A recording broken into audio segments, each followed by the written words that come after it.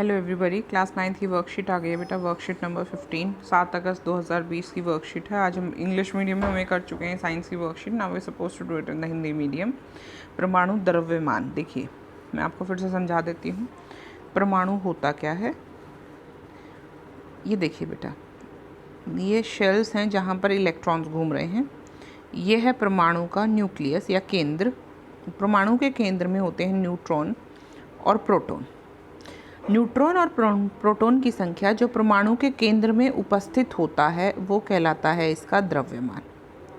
वो कहलाता है इसका द्रव्यमान। तो अगर आपसे पूछा जाए परमाणु का द्रव्यमान क्या होता है, तो परमाणु का द्रव्यमान वह होता है जो उसके केंद्र में मौजूद न्यूट्रॉन और प्रोटॉनों की संख्या होती है, यानी कि number of protons and number of neutrons जो भी है जो कि किसी परमाणु के केंद्र में मौजूद है वो उस परमाणु का द्रव्यमान कहलाता है। ज्ञान, हम जानते हैं कि परमाणु इतने नन्हे कण होते हैं, तो क्या इनका कोई द्रव्यमान होता भी है या नहीं है?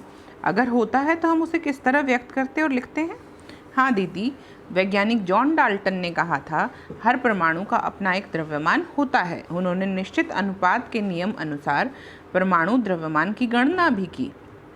परमाणु द्रव्यमान को यू यानी कि ये वाला यूनिट द्वारा यूनिफाइड परमाणु द्रव्यमान इकाई में लिखा जाता है। एक यू द्रव्यमान का मतलब है एक यू द्रव्यमान पर कार्बन परमाणु के 1/12वें हिस्से भाग के द्रव्यमान जितना होता है। देखिए बच्चों, कार्बन का द्रव्यमान होता है 12। अगर इसके 1/12 हिस्से करो, समझ में आ गया? 1/12 हिस्से करने हैं कार्बन 12 के, या फिर 1/16 हिस्से करने हैं ऑक्सीजन के, क्योंकि ऑक्सीजन का द्रव्यमान क्या होता है 16।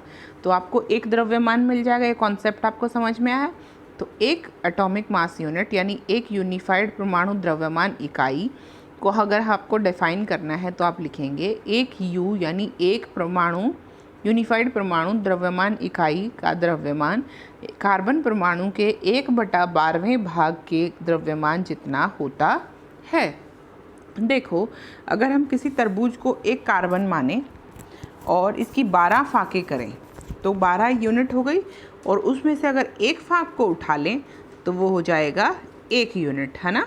और 1 यूनिट यानी उसको एक हाइड्रोजन का मान भी कह सकते हैं, या फिर एक ऑक्सीजन की 16 फाकों के बराबर भी कह सकते हैं।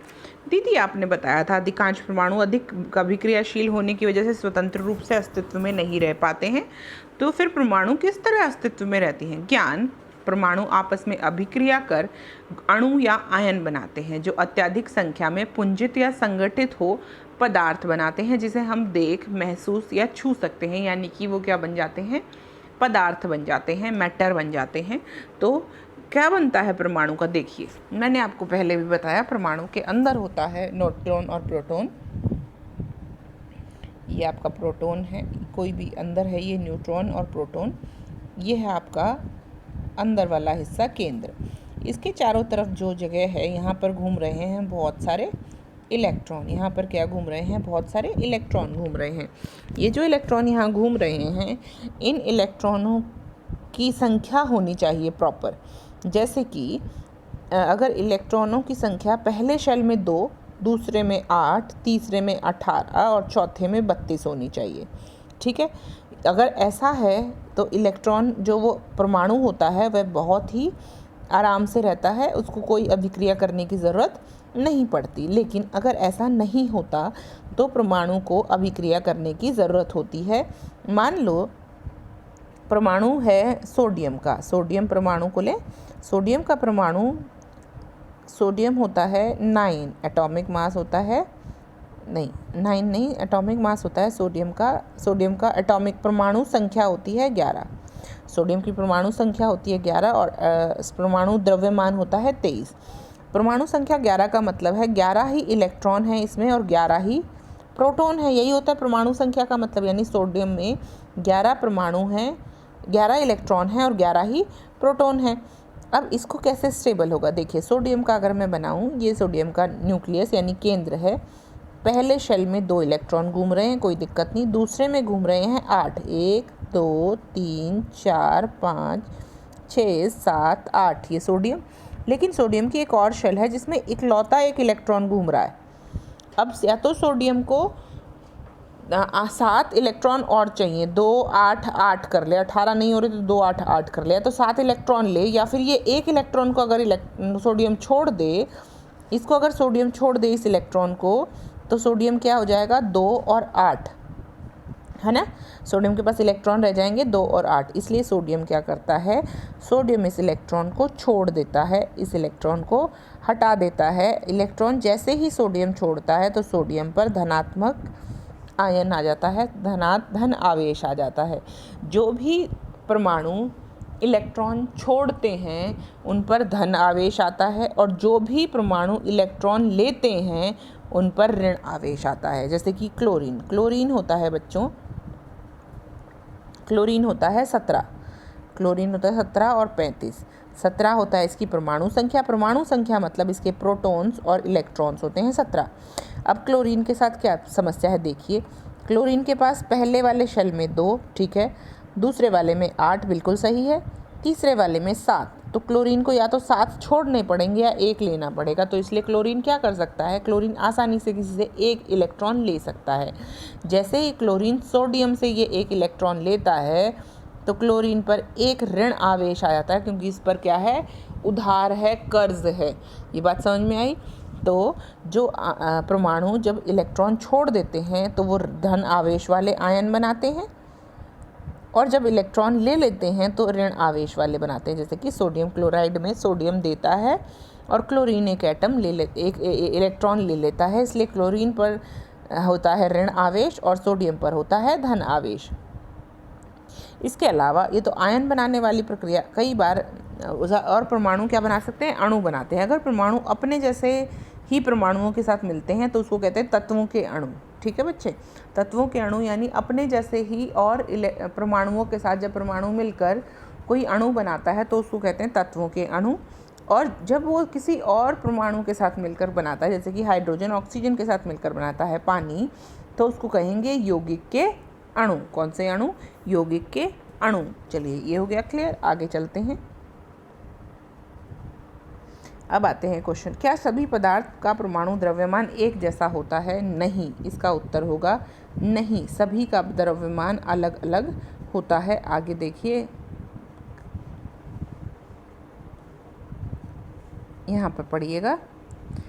जॉन डाल्टन ने कहा था हर परमाणु का अपना एक द्रव्यमान होता है। उन्होंने निश्चित अनुपात के नियम अनुसार परमाणु द्रव्यमान की गणना भी की थी। ये बात क्लियर हो गई। जॉन डाल्टन ने कहा था कि हर परमाणु का अपना एक द्रव्यमान होता है, अपना एक अलग से द्रव्यमान होता है जो किसी के जैसा नहीं होता, बिल्कुल अलग होता है। अगला क्वेश्चन कहता है परमाणु द्रव्यमान की इकाई क्या है? हमने अभी भी पढ़ा था, मैंने आपको शुरू में ही बताया था। परमाणु द्रव्यमान की इकाई क्या होती है? एक यूनिट, एक यूनिफाइड परमाणु द्रव्यमान इकाई का द्रव्यमान एक कार्बन परमाणु के 1/12वें भाग के द्रव्यमान जितना होता है। ये है आपकी यूनिफाइड परमाणु द्रव्यमान इकाई। इसमें नापा जाता है द्रव्यमान, और एक द्रव्यमान कितना होता है? एक द्रव्यमान इकाई द्रव्यमान कार्बन परमाणु के 1/12वें भाग के बराबर होता है। कोई दिक्कत समझने में? क्लियर। नेक्स्ट क्वेश्चन पर चलते हैं। नेक्स्ट क्वेश्चन कहता है बच्चे,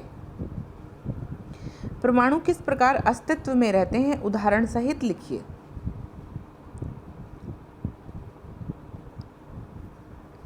ये देखिए बच्चा, परमाणु किस तरह अस्तित्व में रहते हैं, ये आपको पूरा लिखना है, ये वाला पोर्शन।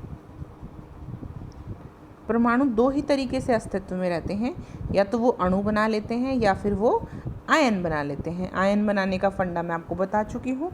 जो इलेक्ट्रॉन छोड़ देता है, जो एटम, जो परमाणु इलेक्ट्रॉन छोड़ देता है उस पर धन आवेश आ जाता है, और जो परमाणु इलेक्ट्रॉन ले लेता है उस पर ऋण आवेश आ जाता है। वो परमाणु अणु भी बनाते हैं। अगर परमाणु सेम तत्व के साथ, अपने जैसे परमाणुओं के साथ अगर अणु बनाते हैं तो उसे तत्वों के अणु कहते हैं। अगर वो दूसरे परमाणुओं के साथ अणु बनाते हैं उन्हें यौगिक के अणु कहा जाता है। अगला क्वेश्चन क्या कहता है, आयनों में किस प्रकार के आवेश होते हैं? उदाहरण सहित लिखिए। मैं आपको बता चुकी हूँ, यहाँ पर जो लिखा है वो भी लिख सकते हैं। आवेशित कणों को आयन कहते हैं। इन पर धन या ऋण आवेश होता है। ये मैं बता देती हूँ आपको फिर से। जो एटम, जो परमाणु इलेक्ट्रॉन छोड़ सकता है, यानी इलेक्ट्रॉन छोड़ देता है, उस पर आता है धन आवेश, जैसे कि सोडियम ने एक इलेक्ट्रॉन छोड़ दिया। और जो परमाणु इलेक्ट्रॉन गेन करते हैं, इलेक्ट्रॉन लेते हैं, इलेक्ट्रॉन प्राप्त करते हैं, उस पर आता है ऋण आवेश। तो ये होता है धन आवेश और ऋण आवेश, और ये दोनों ही होते हैं आयन। ये क्लियर हो जाता है। अभी आगे चलते हैं, अगले वर्कशीट में मिलेंगे। तब तक पढ़ते रहिए, पढ़ाते रहिए, मुस्कुराते रहिए। बाय, टेक केयर बेटा।